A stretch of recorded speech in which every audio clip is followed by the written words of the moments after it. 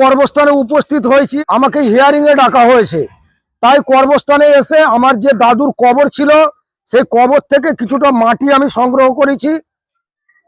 কারণ আমি প্রথমে এসআইআর এর ফর্ম ঠিকঠাক ভাবে ফিল আপ করেছিলাম, দ্বিতীয়বার চলে আসে সেটা বলছে তোমার ভুল আছে।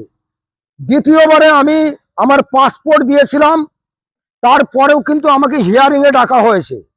তাই আজকে কর্মস্থানে এলাম দাদুর কবরের মাটি নিতে। মশাট ভিডিওতে যাব এই দাদুর কবরের মাটি নিয়ে।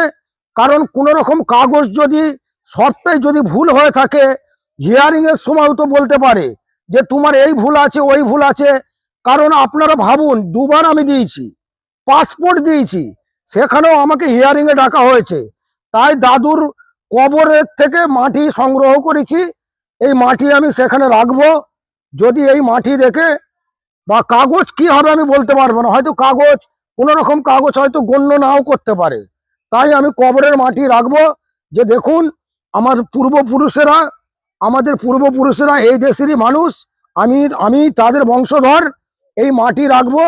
যদি এই মাটিকে তারা গ্রহণ করে তাদেরকে আমি অসংখ্য ধন্যবাদ জানাবো।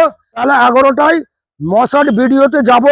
আমি এই মুহূর্তে কর্মস্থানে রয়েছি, দাদুর কবরের মাটি সংগ্রহ করেছি। আমি সেখানে যাব, অফিসারদেরকে দেখাবো যে আমার পূর্বপুরুষের যে কবর রয়েছে সেই কবরের মাটি। আপনাদেরকে বলবো অবশ্যই মনে রাখবেন, আগালা 11টার সময় আমি মশাট ভিডিওতে হাজির হব।